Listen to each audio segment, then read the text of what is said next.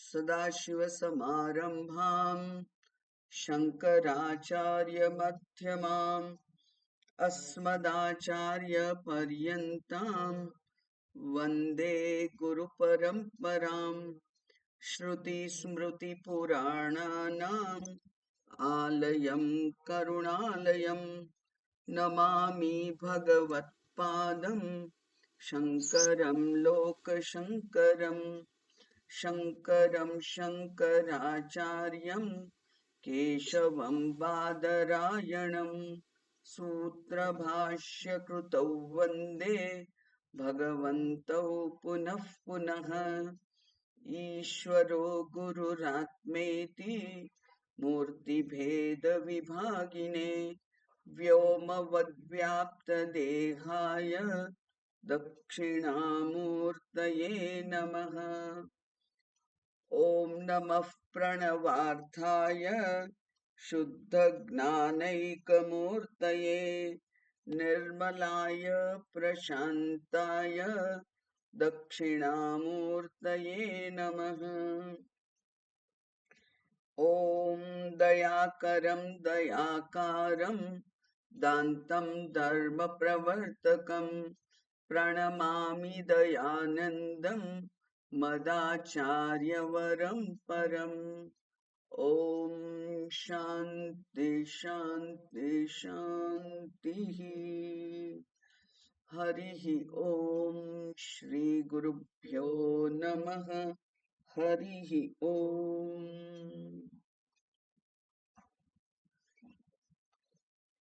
આત્મબોધ એમાં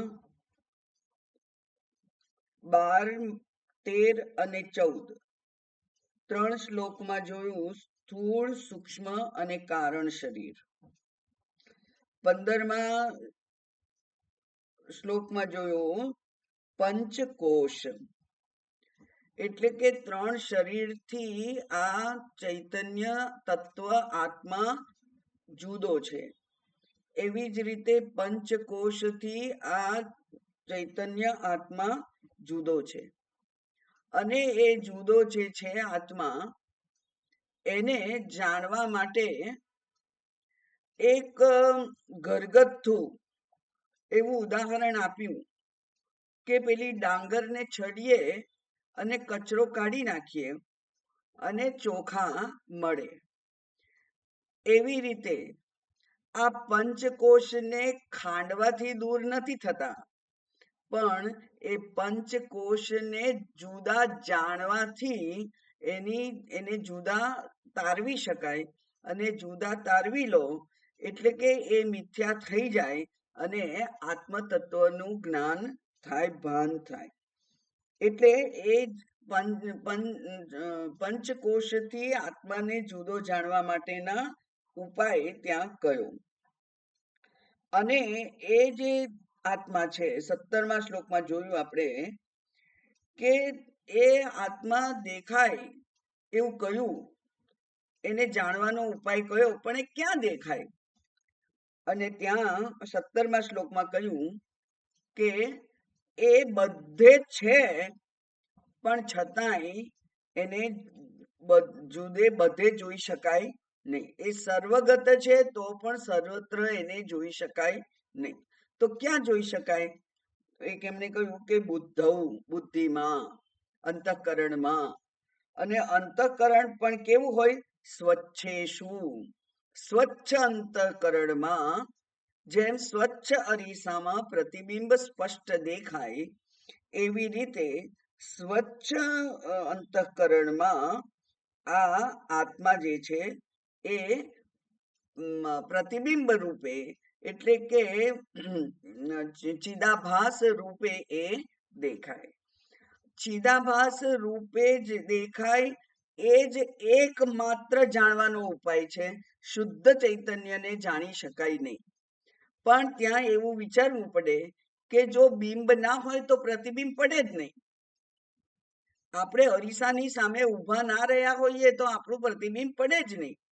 એમ આ અંતઃકરણ જે છે એ અંતઃકરણ એ અરીસા રૂપ છે.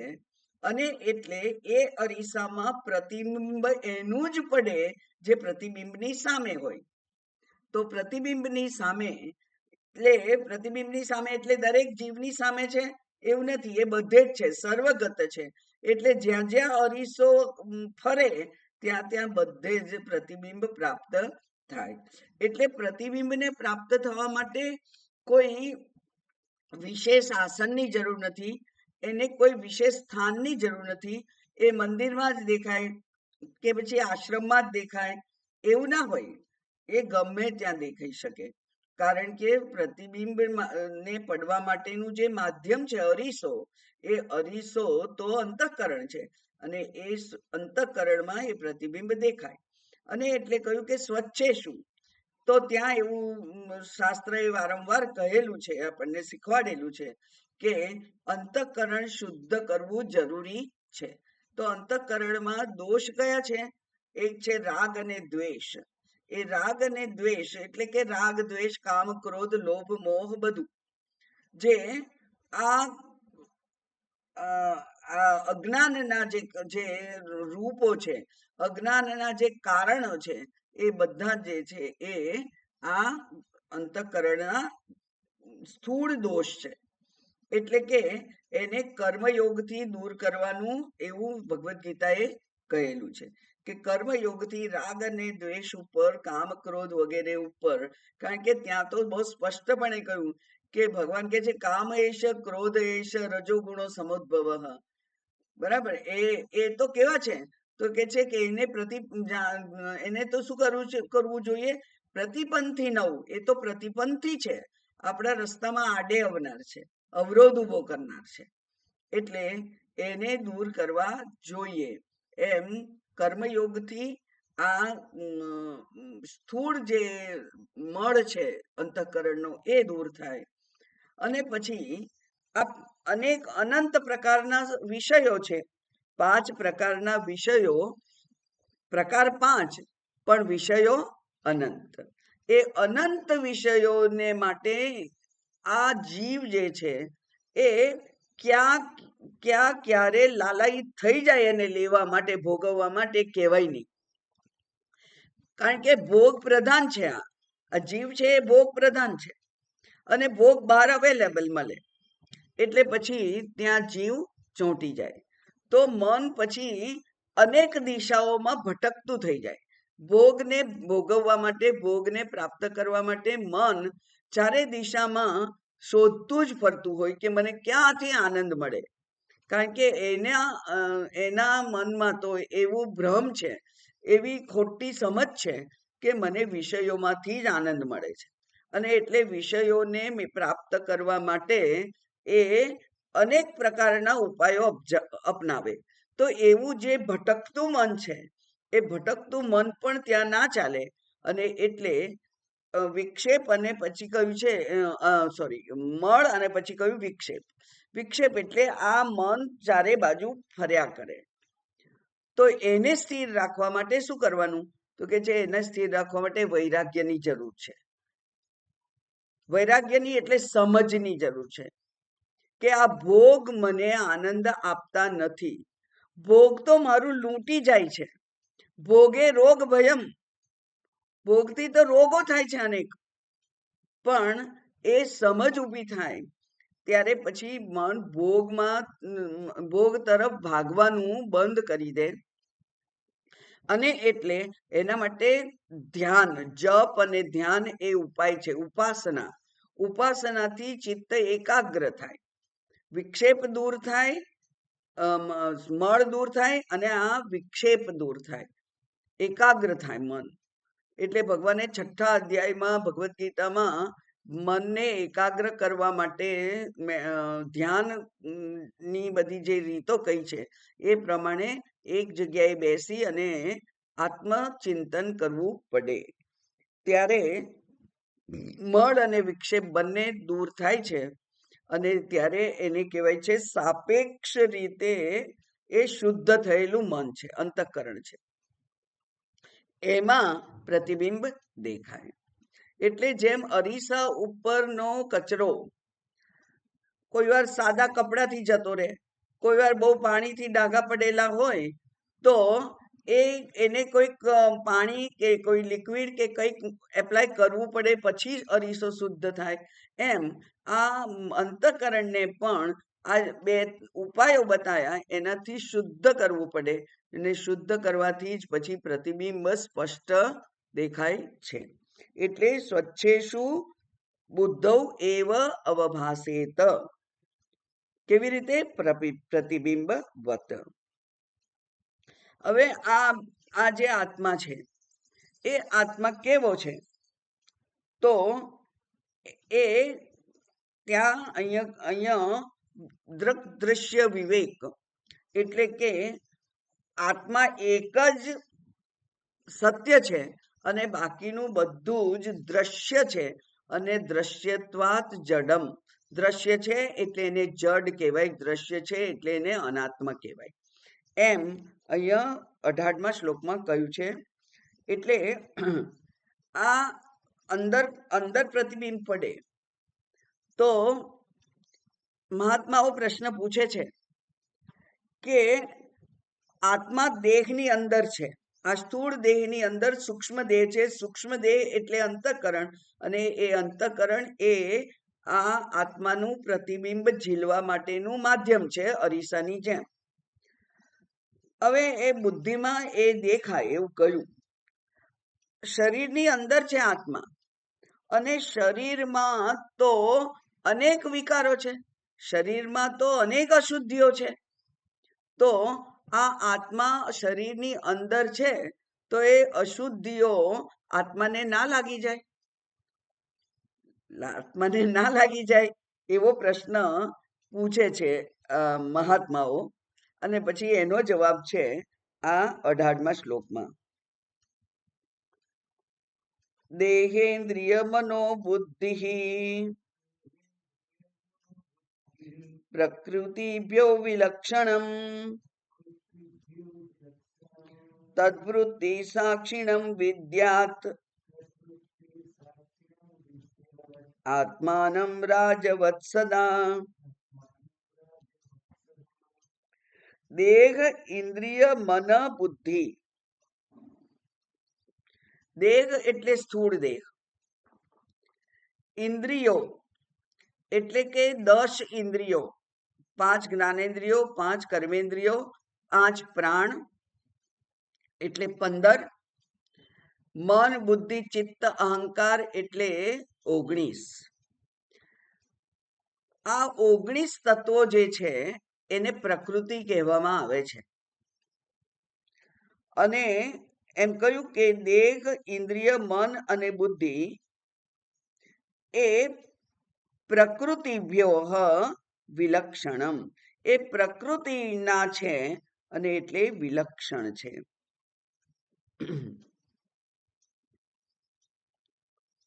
વિકારો છે, પ્રકૃતિના વિકારો છે, અને વિકારોથી આ મન અને બુદ્ધિ જે છે એ વિકારવાન છે.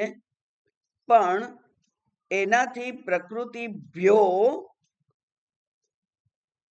વિલક્ષણમ, એનાથી વિલક્ષણ છે એ આત્મા છે. એ કેવો છે? તો કે છે તદ વૃત્તિ સાક્ષિણમ.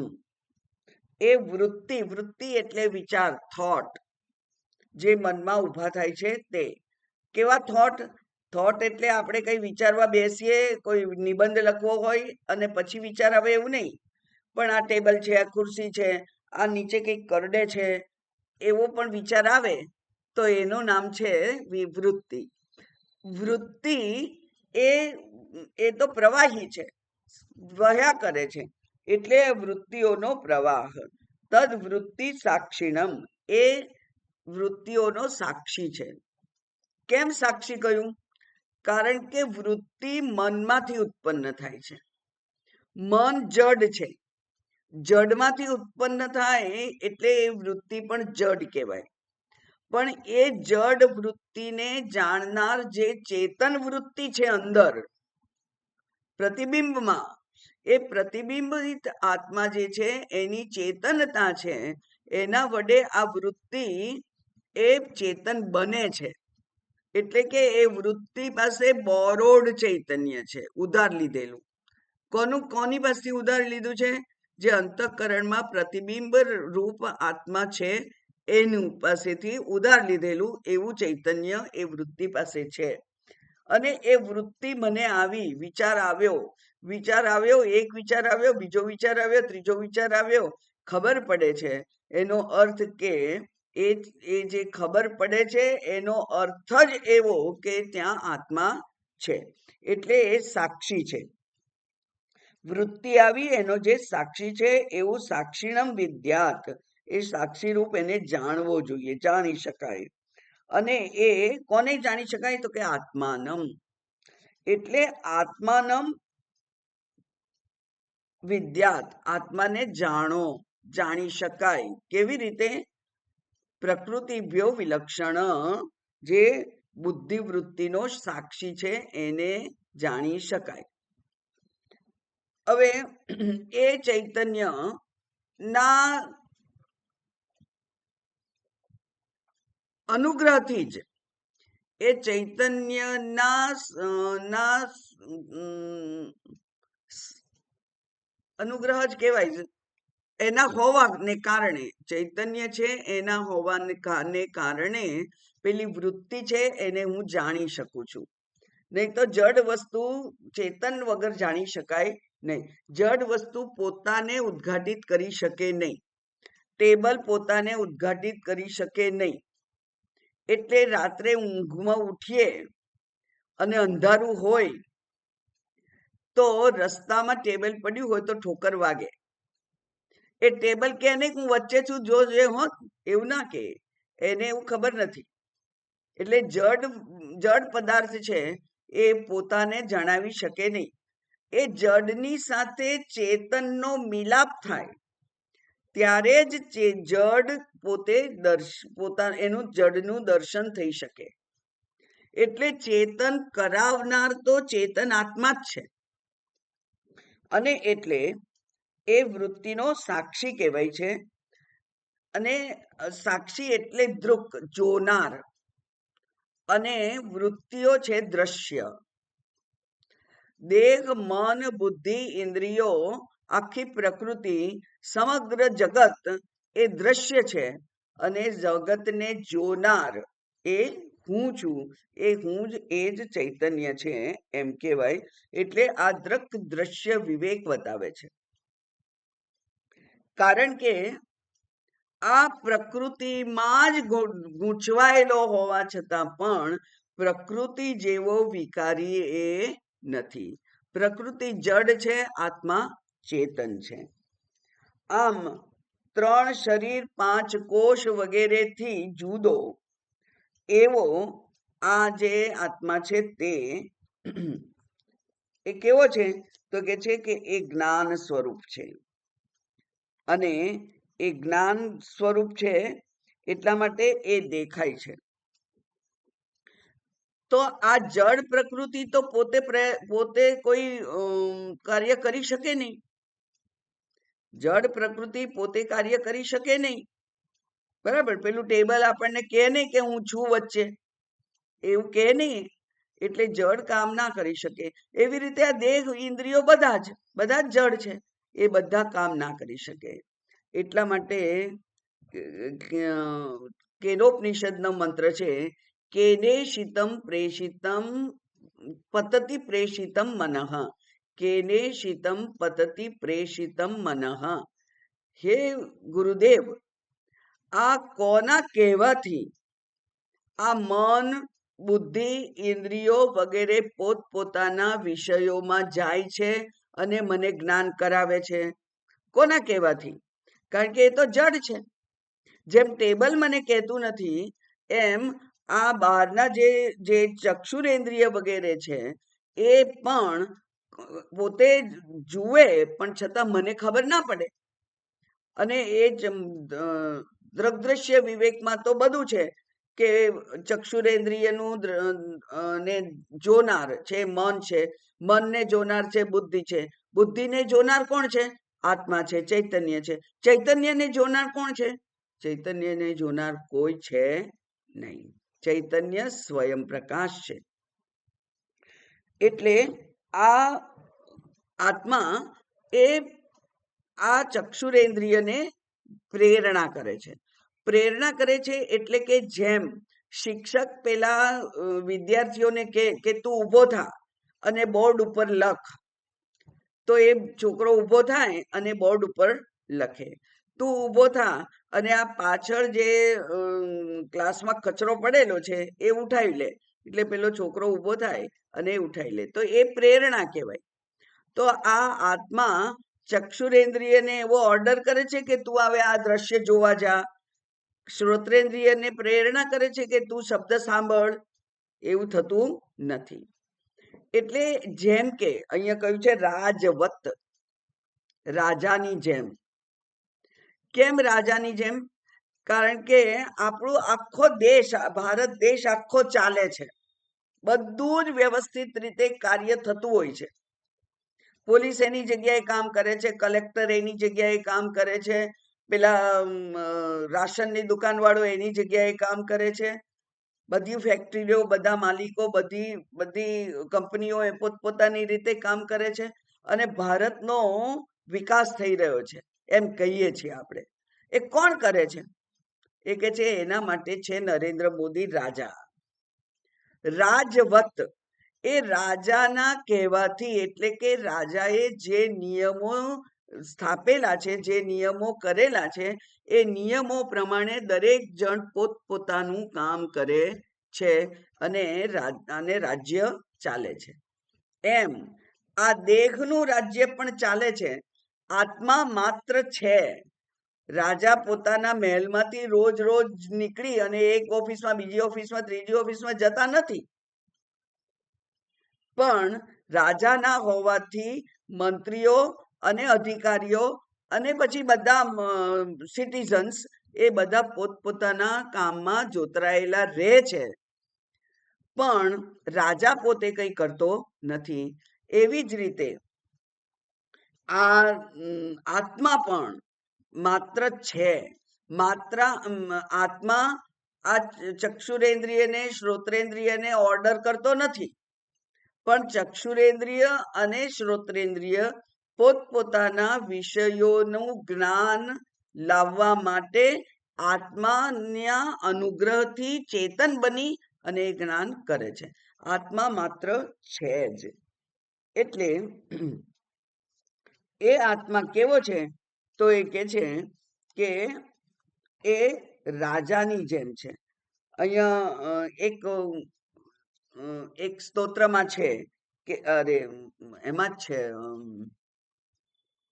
ભગવદ્ ગીતામાં શું છે કે જે સ્વમહિમની તિષ્ઠતી. રાજા કેવો પોતાના મહિમામાં, પોતાના મહેલમાં એ રહે છે અને એના હોવાથી આ સમગ્ર તંત્ર ચાલે છે. તમને બધાને કદાચ યાદ હશે, ખબર હશે કે વડાપ્રધાન ના હોય ને તો દેશ ના ચાલે. વડાપ્રધાન દેશ ચલાવે છે ને, નરેન્દ્ર મોદી દેશ ચલાવે છે. વડાપ્રધાન ના હોય તો ના ચાલે. હવે ઇન્દિરા ગાંધીનું અવસાન થયું, એમને મારી નાખ્યા, તો રાજા તો ના રહ્યો, તો દેશ તો એના વગર ચાલે નહીં. અને એટલે હજુ તો ઇન્દિરા ગાંધીને અગ્નિ સંસ્કાર ના કર્યા હોય તે પહેલા, એનો મૃતદેહ હોય ત્યારે જ જે કેટલાક અધિકારીઓ હોય, જે કેટલાક પક્ષના નેતાઓ હોય, એ લોકો એમનો ઉત્તરાધિકારી નક્કી કરી દે. એટલે કે હવે રાજીવ ગાંધી વડાપ્રધાન રહેશે એવું એમણે જાહેર કર્યું. અને ત્યાર પછી રાજીવ ગાંધીના નેતૃત્વ હેઠળ ઇન્દિરા ગાંધીને અગ્નિ સંસ્કાર આપવાના વગેરે બધું કાર્ય થાય. એટલે રાજા વગરનું રાજ્ય ચાલે જ નહીં. પહેલા નવો રાજા નિયુક્ત કરી જ દે, પેલા જૂનાનું મૃત્યુ થયું હોય તો, પછી જ આગળનું કામ ચાલે. એટલે અહીંયા પણ એવું છે કે આ આત્મા છે, એ આત્મા માત્ર છે અને એ જ સર્વ પ્રવૃત્તિઓને કરવા માટેનું જે સત્તા અને સ્ફૂર્તિ આપે છે તે આ આત્મા છે. એટલે એ કેવો છે? તો એ કે છે કે ઉદાસીનવત આસીન.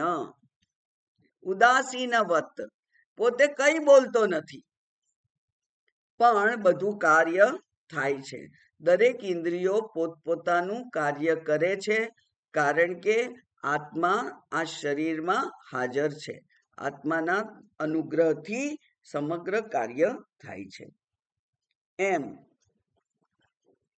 કઠોપનિષદમાં કહ્યું કે પૂરે એકાદશમ એકમ, બરાબર. અને ભગવદ્ ગીતામાં કહ્યું નવ દ્વારે પૂરે દેહી.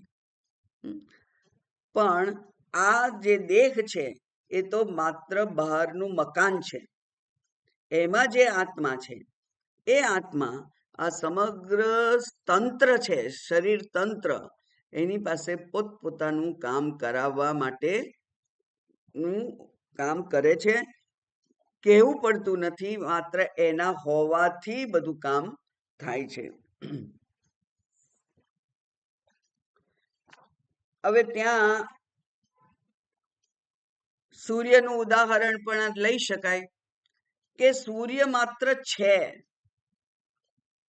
સૂર્યના હોવાથી આ સમગ્ર જગત એ કાર્યાન્વિત બને છે.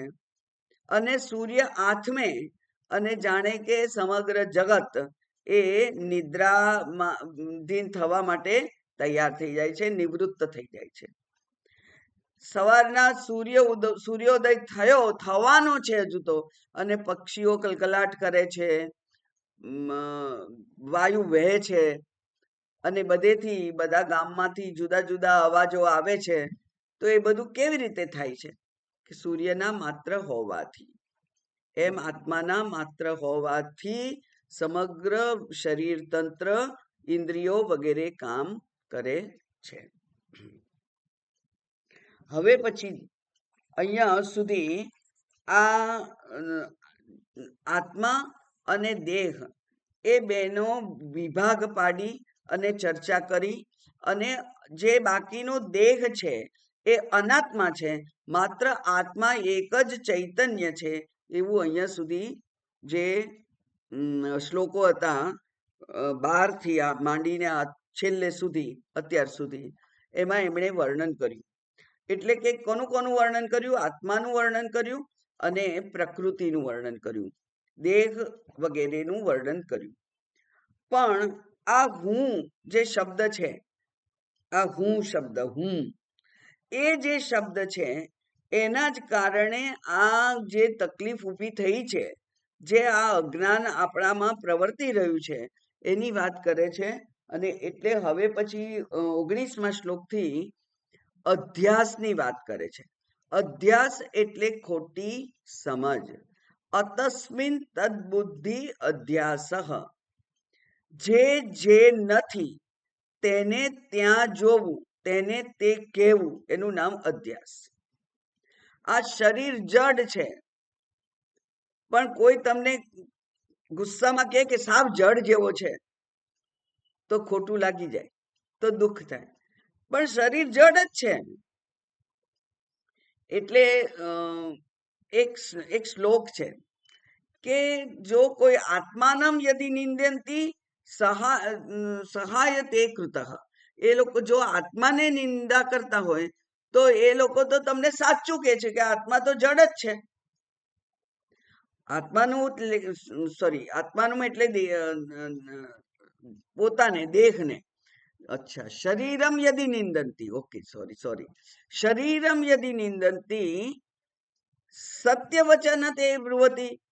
બરાબર, એ લોકો સાચું વચન કહે છે. જો એ કહેતા હોય કે શરીર જડ છે તો એ સાચું કહે છે. આત્માનમ યદિ નિંદન્તિ, અને જો આત્માની નિંદા કરે તો નિંદન્તિ સ્વયમેવ ચ, એ પોતાનું નિંદા કરે છે, કારણ કે પોતે આત્મા છે. હું એકલી થોડી આત્મા છું, બધા આત્મા છે. એટલે શરીરની નિંદા કરે કોઈક આપણા શરીરની તો સારું છે, સહાયકૃત, એ આપણને સહાય કરનાર છે. કે તો આ તો નિંદનીય જ છે, નિંદા કરવા જેવો જ છે. સાચી વાત છે તમારી. સત્યમ સત્યમ એમ કહેવું પડે આપણે. બરાબર. કોઈ કે તું જડ જેવો છે સાવ, એ કે હા બરાબર છે, વાત તો તમારી સાચી, હું જડ જ છું. એટલે પેલા જડ ભરતનું નામ જડ ભરત પડ્યું ને. જીવંત હતા, ચેતન હતા, પણ જડ જેવું વર્તન કરતા હતા. સમજણ જ ના પડતી હોય, બુદ્ધિ જ ના ચાલતી હોય એવું વર્તન કરતા હતા. એમણે પોતાનું નામ જડ ભરત રાખ્યું. ભરત નામ તો ભરત જ રહ્યું, પણ લોકો એને જડ ભરત કહેતા હતા. અને આત્માનમ યદિ નિંદંતી, અને જો આત્માના કોઈ નિંદા કરે, આપણા આત્માની, તો મારો આત્મા ને એનો આત્મા જુદો નથી. એટલે એ તો પોતાની જ નિંદા કરે છે, તોય આપણે ખોટું લગાડવાનું નથી. એટલે આપણી કોઈ નિંદા કરે તો ખોટું લગાડવાનું નથી. બરાબર. એ જ એવી જ વાત હવે આ 19મા શ્લોકથી કરે છે. 19 થી 24 અધ્યાસ વિશેના શ્લોક છે. વ્યાપૃતેષ્વિન્દ્રિયેષ્વાત્મા સ્વિન્દ્રિયેષ્વાત્મા વ્યાપારી વા વિવેકિનામ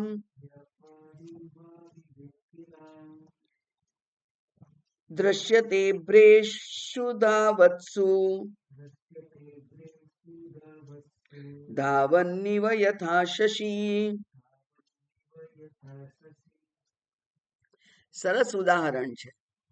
અને આવો પ્રશ્ન મને થતો હતો નાના હોય ત્યારે. જો કે બધા વડીલો એવું કહેતા હોય આમ, પણ આપણે આણંદમાં હોઈએ, સાંજે રાત્રે નીકળ્યા, ત્યાં ચંદ્ર હતો, અને પછી કલાક પછી વડોદરા પહોંચ્યા તો ત્યાંય ચંદ્ર હતો. એટલે એમ થાય કે આપણી જોડે જોડે ચંદ્ર ચાલે છે કે શું? ત્યાંય દેખાતો તો અહીંયા દેખાય છે, એવું થાય.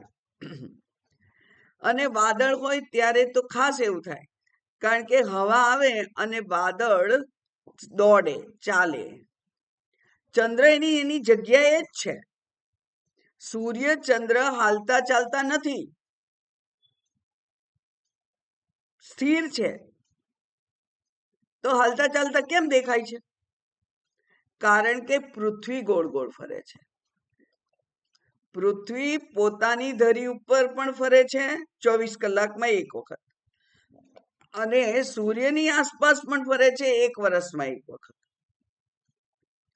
એટલે સૂર્ય અને ચંદ્ર એ બેને આપણે ફરતા હોય એમ જોઈ શકીએ છીએ. સવારે સૂર્ય ઉગ્યો અને સાંજે આથમ્યો, પણ આપણે સૂર્ય તરફ મોઢું કર્યું ને આપણે સૂર્ય તરફથી મોઢું ફેરવી લીધું.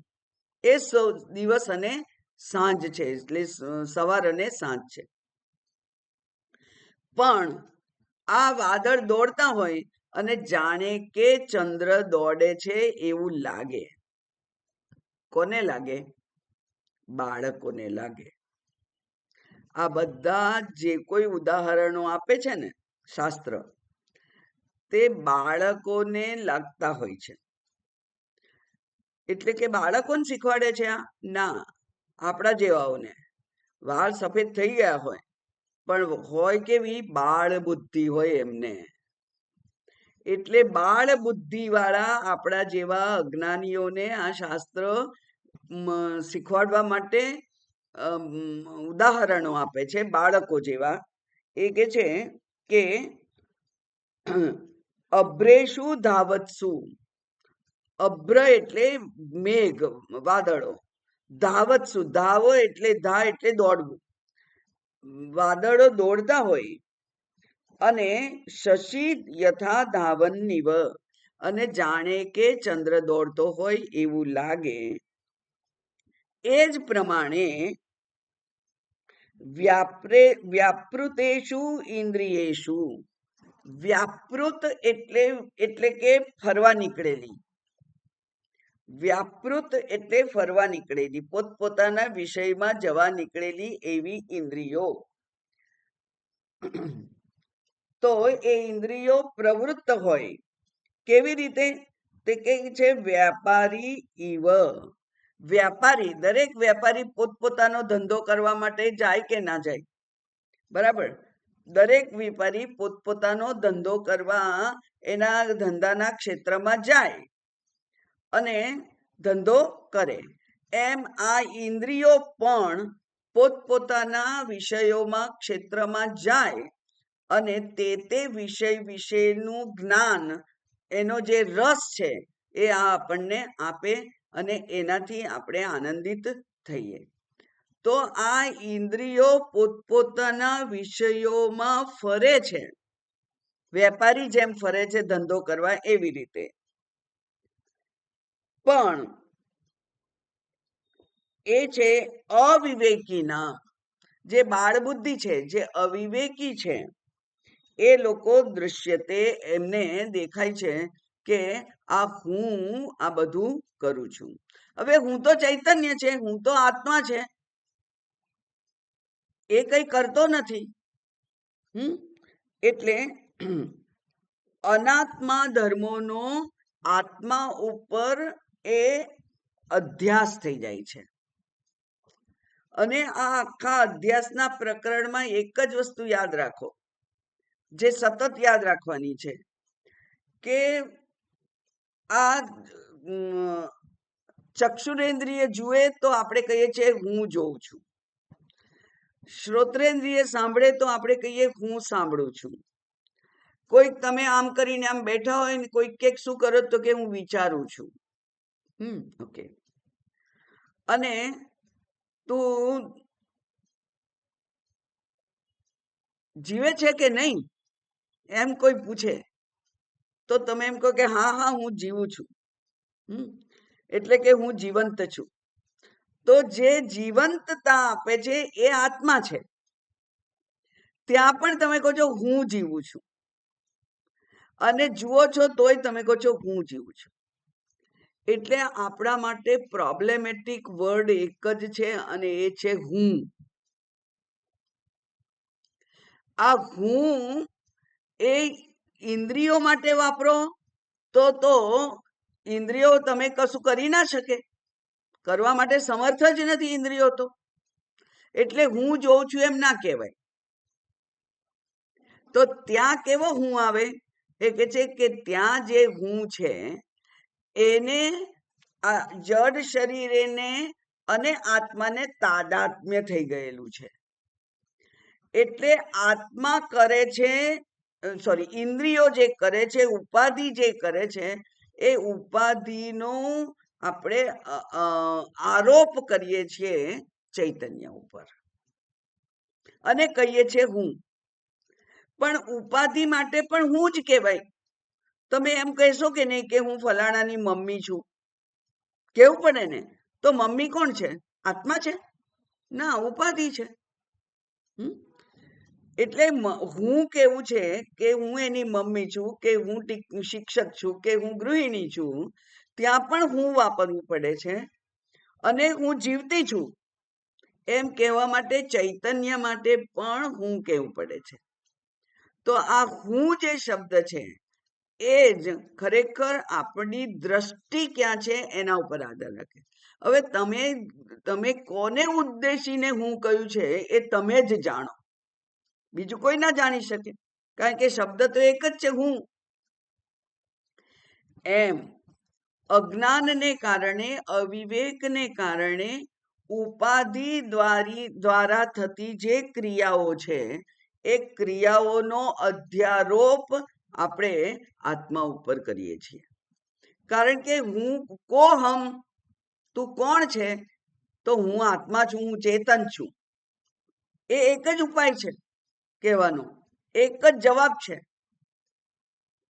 શાસ્ત્ર દ્વારા શીખવાડેલો કયો છે? એક જ જવાબ છે, અહમ આત્મા. તો પછી અહમ ઉપાધિ એ શું છે? તો કે છે એ તો આત્મા ઉપર તમે કરેલો અધ્યાસ છે. એટલે વ્યવહારમાં આ જે આપણે બોલવું પડે છે એ બોલવાનું કેવી રીતે થાય છે? તો એ કે છે કે એ બોલવાનું એવી રીતે થાય છે કે ઉપાધિ વ્યવહાર કરે છે, પણ એ વ્યવહારનું આપણે અધ્યાસ કરીએ છીએ આત્મા ઉપર અને કહીએ છીએ કે હું બોલું છું, હું ચાલું છું, હું ખાઉં છું. તો આ હું એટલે કોણ? શાસ્ત્ર તો કે બરાબર, એને કહ્યું કે ઉપાધિ વ્યાપાર કરે છે. આત્મા તો નિર્વિકાર છે. આત્મા વેપાર કરવા માટે અંગો જોઈએ. આત્મા તો અશરીરી છે. આત્મા અવિકારી છે. કારણ કે વેપાર તો દિવસ દરમિયાન કરે, પછી રાત્રે આવે ત્યારે વેપારી રહે છે ના. તો એ તો વિકાર કહેવાય. જે કાયમ ના રહે તો વિકાર કહેવાય. તો એવો વિકારી જે છે એ હું છું આત્મા? ના, આત્મા અવિકારી છે. તો પછી આત્મા વ્યાપાર ના કરી શકે. એટલે આપણે સમજાવીએ, શિક્ષક તમારા ગુરુ સમજાવે છે ત્યારે એમ કે છે કે ઉપાધિ એ વ્યવહાર કરે છે, પણ એનો અધ્યાસ આત્મા ઉપર થાય છે. ઉપાધિ અને આત્મા એમ બે શબ્દો આ શીખવાડવા વાળા વાપરે છે, શાસ્ત્ર વાપરે છે, ગુરુ વાપરે છે. પણ વ્યવહારમાં આપણે હું કહેવું પડે છે બંને માટે.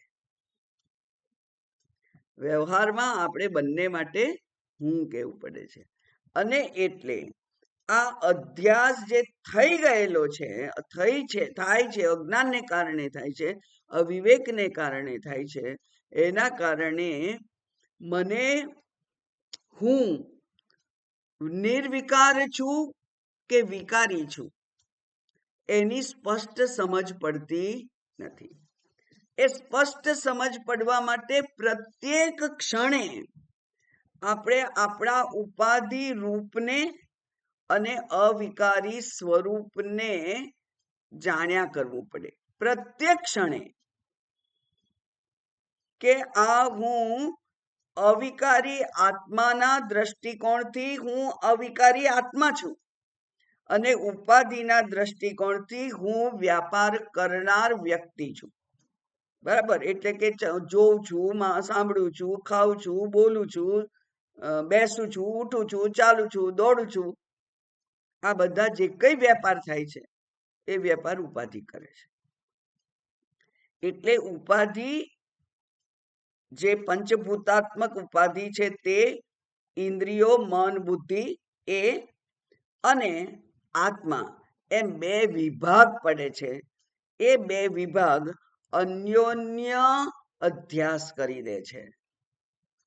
ત્યાં અન્યોન્ય અધ્યાસ થઈ જાય છે અને એ બે જાણે કે એક હોય એવી પ્રતીતિ થાય છે. ખરેખર એ એક નથી. કારણ કે ઉપાધિ તો કેવી છે? તો એ કે છે કે ઉપાધિ તો વિકારી છે. ઉપાધિ જન્મી છે, ઉપાધિ મૃત્યુ પામશે. ઉપાધિ પોતાના જ ક્ષેત્રમાં કામ કરે છે. દાખલા તરીકે ચક્ષુરેન્દ્રિય શબ્દ નહીં સાંભળે અને શ્રવણેન્દ્રિય દ્રશ્ય નહીં જુએ. એટલે ઉપાધિના જાણવાના ક્ષેત્રો પણ પોતપોતાના જુદા જુદા છે. આત્મા તો સર્વજ્ઞ છે. બરાબર, એટલે એ તો જોઈ પણ શકે, સાંભળી પણ શકે, બધું કરી શકે. પણ એ તો કઈ કરતો નથી, કારણ કે એ તો કેવો છે? નિરવયવ છે, અવિકારી છે અને હંમેશા જાગતો જ છે એવો છે. એટલે કે એને તો સૂતો છે અને જાગતો છે એવો વિકાર પણ ત્યાં થતો નથી. આમ આગળ જોયું કે પેલો ચંદ્રમા જે છે એ જાણે કે વાદળ દોડતો લાગે છે, દોડે છે વાદળ, અને દોડવાની ક્રિયા આપણે ચંદ્ર ઉપર આરોપિત કરી દઈએ છીએ. એવી જ રીતે આ વિવેક વાળી જે બુદ્ધિ છે એ જે સક્રિયતા છે ઉપાધિની, એ સક્રિયતાને આત્માની સક્રિયતા ઉપર અધ્યારોપ કરી અને પોતાને જન્મવા વાળો, મરવા વાળો વગેરે જાણે છે. આમ ઉપાધિના સ્તરે વ્યવહાર થઈ રહ્યો છે. ભગવદ્ ગીતા કહે છે કે સર્વેન્દ્રિય ગુણાભાસમ સર્વેન્દ્રિય વિવર્જિતમ અસક્તમ સર્વભૃક્ષૈવ નિર્ગુણમ ગુણભોક્તૃ ચ. સર્વેન્દ્ર ઇન્દ્રિયોના દ્વારા પ્રતીત થતો વ્યવહાર સર્વ ઇન્દ્રિયોથી અત્યંત રહિત, સર્વ સંબંધથી રહિત, અસક્તમ સર્વ સંબંધથી રહિત અને સર્વને ધારણ કરનાર નિર્ગુણ તથા ગુણોને ભોગવનાર છે એ આત્મા છે. ઇન્દ્રિયો એ પોતાનો વ્યાપાર કરનાર છે. બૃહદારણ્યક ઉપનિષદનું વાક્ય એક યાદ આવે તો આખો પ્રશ્ન જરાય અઘરો ના લાગે એવો છે. એ કે છે ધ્યાયતી ઈવ લેલાયતી ઈવ. શાંત બેઠા છો તો જાણે કે ધ્યાન કરો છો, અને કોઈ પ્રવૃત્તિમાં રત છો તો જાણે કે લેલાયતી. પણ ઈવ શબ્દ અગત્યનો છે. જાણે કે હું કામ કરું છું, જાણે કે હું નિષ્ક્રિય છું, જાણે કે હું દ્રષ્ટા છું. બરાબર? તો જાણે કે છે બધું. આ જે ઉપાધિ જે કઈ પ્રવૃત્તિ કરે છે એના માટે આત્મા કંઈ કરતો નથી. એટલે અહીંયા વ્યાપૃતેષુ એટલે વ્યાપારમાં જે પ્રવૃત્ત છે તે ઇન્દ્રિયો પોતપોતાના વિષયોમાં પ્રવૃત્ત છે તે એની પ્રવૃત્તિ આત્મા ઉપર જાણે કે આપણે અધ્યાસિત કરી દઈએ છીએ અને પછી હું પ્રવૃત્તિ કરું છું એમ કહીએ છીએ. કઈ નહીં, હવે આ દાખલા તરીકે તમે આટલું તો કર્યું કે આત્મા કઈ કરતો નથી, પણ કરતો ના હોય પણ આપણે તો ઘણું બધું હવે કરાવતા થઈ ગયા છીએ. મશીનો કરે છે આપણું કામ, વ્યક્તિઓ કરે છે. આપણે કાર ચલાવતા નથી, આપણે ડ્રાઈવર રાખીએ છીએ. આપણે રસોઈ બનાવતા નથી, આપણે રસોઈ બનાવવા વાળા માણસ રાખીએ છીએ. આપણે કચરા પોતું કરતા નથી, કચરા પોતું કરવા માણસ રાખીએ છીએ. તો કરાવીએ તો છીએ જ ને આપણે. તો એ પણ આત્મા જ કરાવે છે એમ કહેવાય ને? તો કે છે ના, એવું નથી. એટલે પછી એના પછીનો શ્લોક છે આત્મ ચૈતન્યમાશ્રિત્ય દેહેન્દ્રિય મનોધિયઃ સ્વકીયાર્થેષુ વર્તન્તે સૂર્યાલોકમ યથા જનાઃ.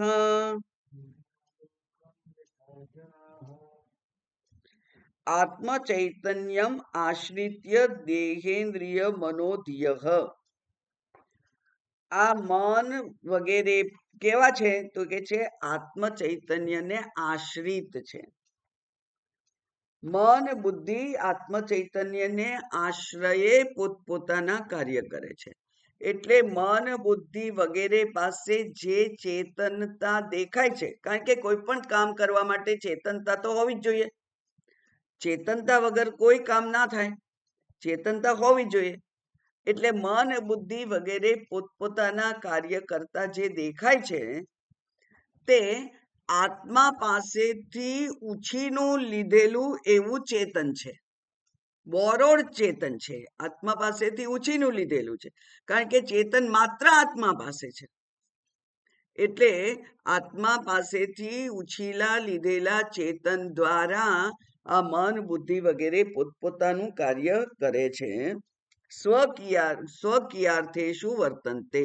સ્વકીય એટલે પોતાના ક્ષેત્રમાં એ કામ કાર્ય કરે છે. જેવી રીતે સૂર્ય આલોકમ. આલોકમ એટલે પ્રકાશ, અને સૂર્ય આલોક એટલે સૂર્યનો પ્રકાશ. આલોક શબ્દ એટલે પ્રકાશ, અને સૂર્યાલોક એટલે સૂર્ય નામનો લોક નથી કોઈ. કારણ કે આપણે તો બ્રહ્મલોક ને એવું બધું કહીએ, તો એ આ બ્રહ્મલોક પૃથ્વીલોક જેવું નથી. સૂર્યાલોક એટલે સૂર્ય આલોક, સૂર્યનું તેજ.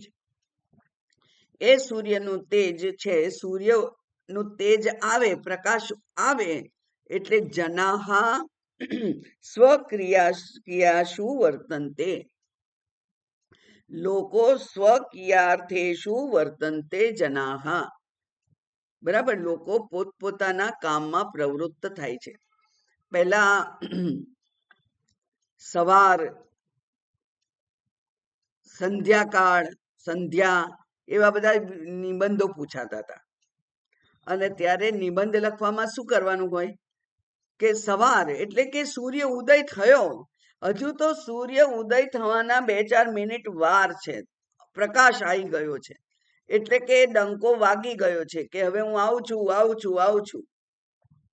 સૂર્યોદય, તમારે સૂર્યને અર્ઘ્ય ચડાવવો હોય તો અજવાળું જોઈને ના ચડાવાય. સૂર્યોદય કેટલા વાગે છે, સૂર્યનું કિરણ દેખાય છે ત્યારે એને અર્ઘ્ય અપાય. પણ સૂર્યના કિરણો, પ્રકાશ તો એના આવતા પહેલાથી જાણે કે આકાશમાં છવાઈ જાય છે.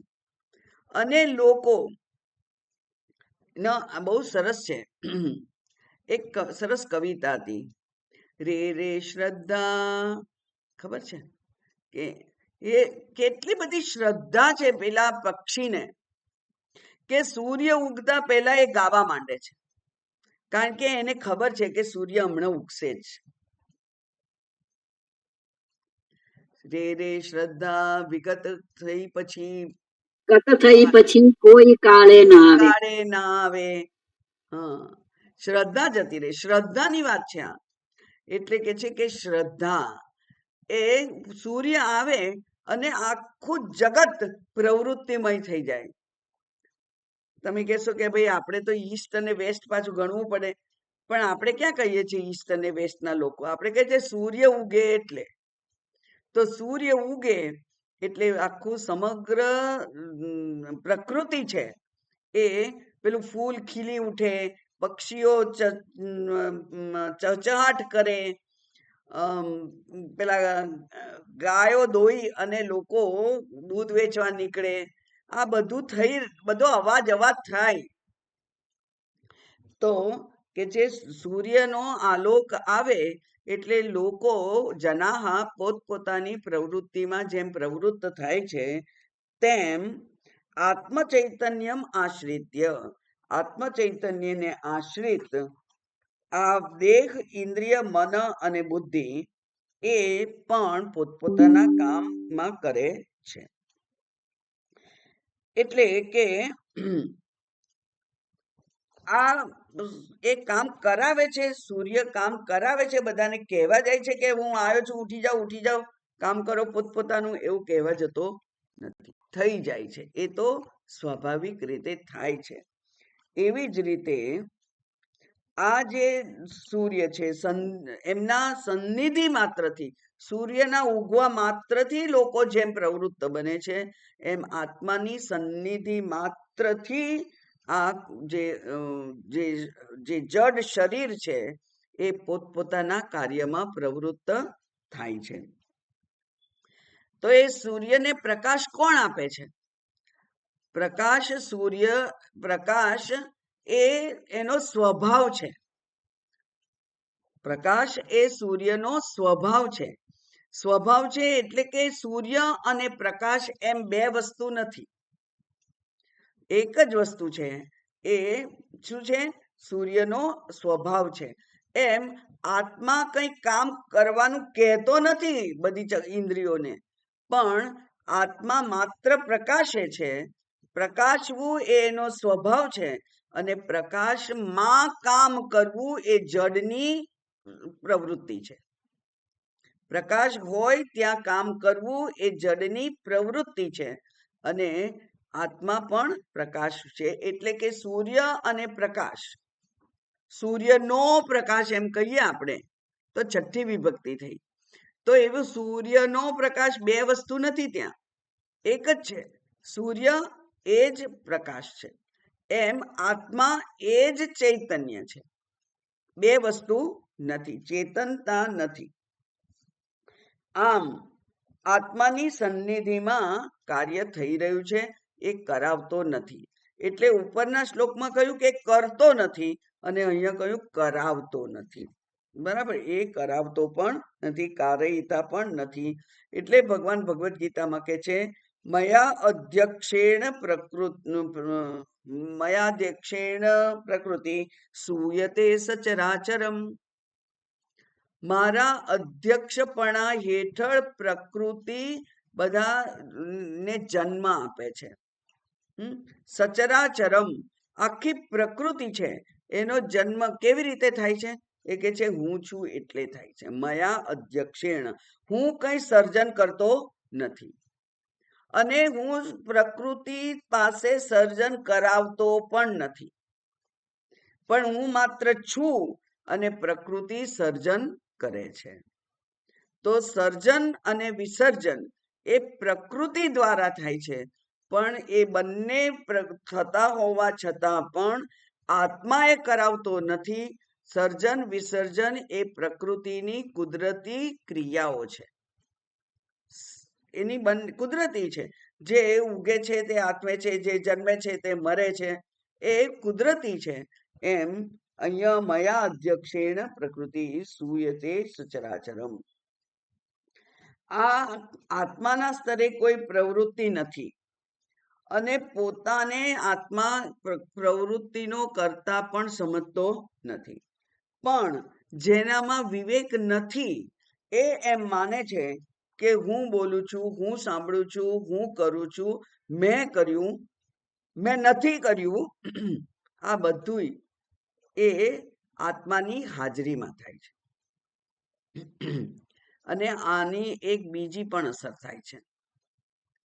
જડ શરીર કંઈ કરતું નથી, આત્મા કંઈ કરતો નથી, પણ આત્માની હાજરીમાં જડ શરીર પ્રવૃત્ત થાય છે. એટલે મેં કર્યું એવું ખરેખર કહી ના શકાય, કારણ કે હું તો જડ છું. તો હું આત્મા છું તોય મેં કર્યું ના કહેવાય, કારણ કે આત્મા કંઈ કરતો નથી. તો મેં કર્યું એવું હું જ્યારે કહું છું ત્યારે આત્માની સન્નિધિમાં પ્રવૃત્ત થયેલું આ જે શરીર છે એના દ્વારા કંઈક થયું છે. આ પોતે જાણે કે કરે છે એવું કહે છે, માને છે. અવિવેકી માને છે કે મેં કર્યું. જેમ આપણે કહીએ છીએ ને, અવિવેકમાં જ થઈ જાય છે.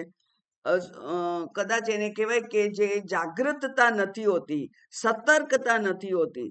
એટલે આપણે કહીએ છીએ મેં રસોઈ બનાવી છે, આજે સરસ બની છે, મેં બનાવી છે. અભિમાન છે, ત્યાં ગર્વ છે, ને મેં કર્યું છે. આ મેં કર્યું છે એ કર્તૃત્વ પોતાના ઉપર થોપી દેવાથી એક નુકસાન પણ થાય છે. કર્તૃત્વ થોપી દેવાથી એક નુકસાન એ થાય છે કે એ કર્મનું ફળ એ કર્તાને પ્રાપ્ત થાય છે અને એ ફળ પછી ભોગવવું પડે છે. તો આ એક. બીજું કે મેં સારું કર્યું તો એનો મને અહંકાર થાય છે, અને મેં ખોટું, મારાથી ખોટું થઈ ગયું, ભૂલ થઈ ગઈ, તો એનાથી ક્ષોભ થાય છે.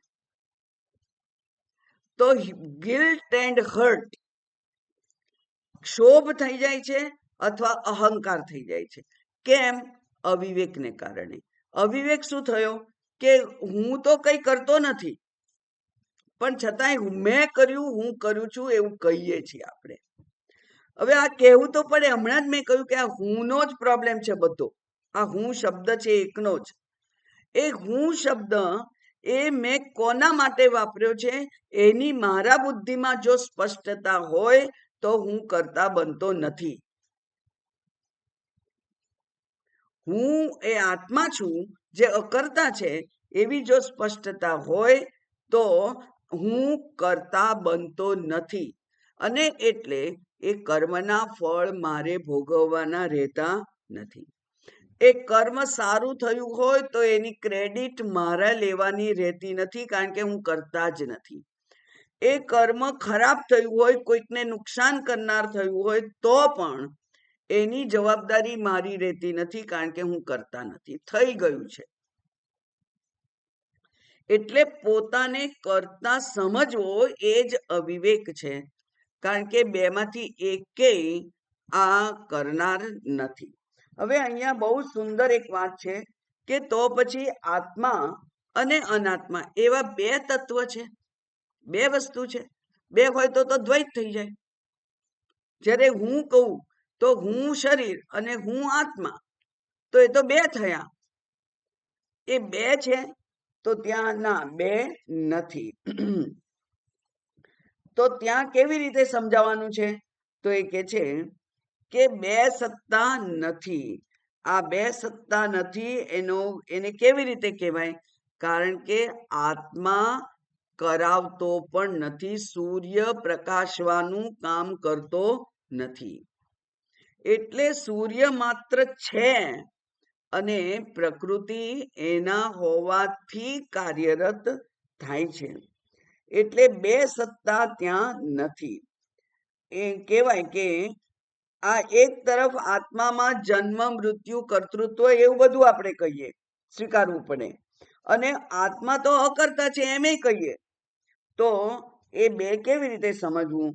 તો એને કહ્યું કે આ આત્મા અને અનાત્મા એની વચ્ચેનો સંબંધ કેવો છે? તો એ કે છે કે રાજા હોય અને સેવકો કામ કરે, તો રાજાના સેવકો કામ કરે છે. સૂર્ય છે અને પ્રાણીઓ, મનુષ્યો પોતપોતાની પ્રવૃત્તિ કરે છે, તો સૂર્ય અને પ્રાણીઓ એ બે જુદા છે. એમ આ આત્મા અને આ દેહાદી ઉપાધિ એ બે છે જુદા જુદા? ના. તો ત્યાં શું સમજવું? તો ત્યાં એવું સમજવું કે ઘડો અને માટી એમ બે શબ્દો છે, પણ ખરેખર ઘડો છે? ઘડો પણ માટી જ છે. સૂર્ય અને માણસો, પ્રાણીઓ, તો માણસો ને પ્રાણીઓ સૂર્ય નથી, બરાબર ને? સેવકો દ્વારા આખું રાજ્ય ચાલે છે, તો સેવકો અને રાજા બે જુદા જુદા છે, બે છે. એમ અહીંયા આત્મા અને આ ઉપાધિ એમ બે નથી. કેવી રીતે બે નથી? તો એ ત્યાં ઉપાદાન કારણ કેવું છે? તો કે છે વિવર્ત ઉપાદાન કારણ છે. એટલે ખરેખર ઉપાદાન થયું જ નથી, સર્જન થયું જ નથી, માટી જ છે. એક આકારમાં માટી છે, એને મેં ઘડો કહ્યો, અને આકાર વગર છે એને મેં માટી કહી. પણ જ્યારે ઘડો છે ત્યારે પણ માટી છે, ઘડો નથી ત્યારે પણ માટી જ છે. એમ આ ઉપાધિ છે ત્યારે પણ આત્મા જ છે, અને ઉપાધિ નથી તો પણ આત્મા જ છે. કેવી રીતે સમજાય? તો ઉપાધિનો સુષુપ્તિમાં લય થઈ જાય છે ત્યારે આત્મા છે કે નહીં? ઉપાધિનો સુષુપ્તિમાં લય થઈ જાય છે ત્યારે આત્મા છે. એટલે ઉપાધિ છે ત્યારે આત્મા છે, પણ ઉપાધિ નથી ત્યારે પણ આત્મા છે. એટલે ઉપાધિ દ્વારા થતું જે કાર્ય છે એ કાર્ય ઉપાધિ કરતી નથી, પણ આત્માના સન્નિધિમાં ઉપાધિ દ્વારા કાર્ય થાય છે. એટલે એક આપણે તો ઐક્ય પ્રસ્થાપિત કરવાનું છે, જાણવાનું છે કે એક જ છે, ઉપાધિ અને આત્મા બે એક જ છે. અને એટલે આ એક તો આ સમગ્ર વેદાંત અથવા સમગ્ર શાસ્ત્રનું આ પ્રોબ્લેમેટિક ક્ષેત્ર છે. મુશ્કેલી વાળું, પ્રશ્ન વાળું આ એક જ ક્ષેત્ર છે, કારણ કે એક જગ્યાએ બે ભેગા થઈ ગયા છે અને ઇનસેપરેબલ છે, બે છૂટા પડતા નથી, એક જગ્યાએ ભેગા થઈ ગયા છે. બંનેને માટે એક જ નામ આપણે વ્યવહારમાં વાપરવું પડે છે. અને એટલે હું જ્ઞાની છું કે હું અજ્ઞાની છું એ તમે કહી શકો નહીં. કારણ કે હું કહું કે હું ભણાવું છું, હું વેદાંત ભણાવું છું, તો હું ભણાવું છું કરતા થયા? અને કરતા થયા તો કર્મના ફળ ભોગવવા પડશે.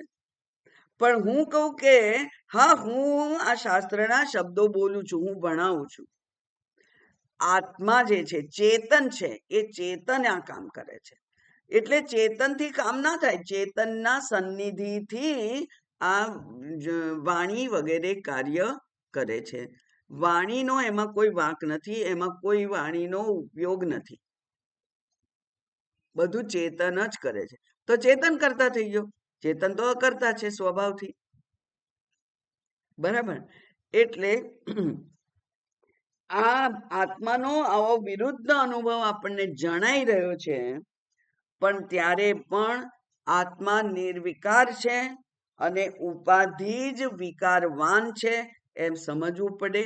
વિકારથી જ કાર્ય થાય, પણ આત્માના અનુગ્રહ વગર એ ઉપાધિ કાર્ય કરી શકે નહીં. એટલે આ કાર્ય કરવાનું શ્રેય આત્માને નથી જતું અને ઉપાધિને પણ નથી જતું, કારણ કે ઉપાધિ કઈ કરતી નથી, આત્મા કઈ કરતો નથી, પણ કાર્ય થાય છે. બરાબર. ત્યાં આ સમજવાનું છે કે હું કરતા નથી, કારણ કે હું અકર્તા આત્મા છું. ઉપાધિ દ્વારા થાય છે, પોતાનામાં કશું ફેરફાર કર્યા વગર. ઉપાધિ દ્વારા થાય છે. ચાલો. ઓમ પૂર્ણમદ પૂર્ણમિદમ પૂર્ણાત પૂર્ણમુદચ્યતે પૂર્ણસ્ય પૂર્ણમાદાય પૂર્ણમેવાવશિષ્યતે. ઓમ શાંતિ શાંતિ શાંતિ. હરિ ઓમ. શ્રી ગુરુભ્યો નમઃ. હરિ ઓમ.